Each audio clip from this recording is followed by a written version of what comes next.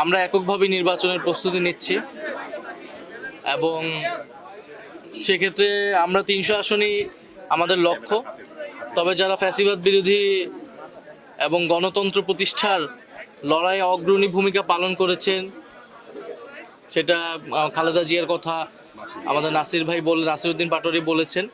ওনাদের বিষয়ে আমরা ওনাদের সম্মানে হয়তো আমরা সেসব জায়গায় আমরা প্রার্থী দিব না, বাট এছাড়া আমাদের সর্বাধিক আসনে আমরা আমাদের প্রার্থী শাপলা কলির জন্য আমরা প্রার্থী দিব এবং বাংলাদেশের মানুষের কাছে আমরা সেই আহ্বান জানিয়েছি।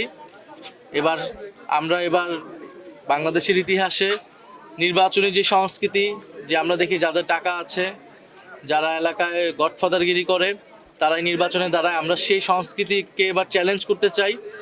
বরং এলাকার যে গ্রহণযোগ্য মানুষ, সাধারণ মানুষের পাশে যাকে পাওয়া যায়, একজন সাধারণ খেটে খাওয়া মানুষ থেকে শুরু করে এলাকার যারা শিক্ষক রয়েছেন, ইমাম রয়েছেন, গ্রহণযোগ্য সামাজিক নেতৃত্ব রয়েছেন, তাদেরকে আমরা জনপ্রতিনিধি হিসেবে সংসদে দেখতে চাই। তো আমরা সেই উদ্দেশ্যে কাজ করছি। আর সমঝোতা বা জোট বা এটা আমরা বলেছি, এটা অবশ্যই একটা রাজনৈতিক বা আদর্শিক জায়গা থেকে হতে পারে।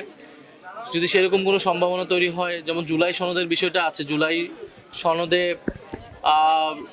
এই আমাদের যে সংস্কারের দাবিগুলো আছে, এই দাবিগুলোর সাথে যদি কোনো দল ঐক্যবদ্ধ বা সংহতি প্রকাশ করে, সেক্ষেত্রে আমরা জোটের বিষয়টা হয়তো বিবেচনা করব। বাট আমরা এখন পর্যন্ত এককভাবেই আগাচ্ছি। আমরা এই মাসের 15 তারিখের মধ্যে আমরা হয়তো আমাদের প্রাথমিক একটা তালিকা আমরা প্রকাশ করব।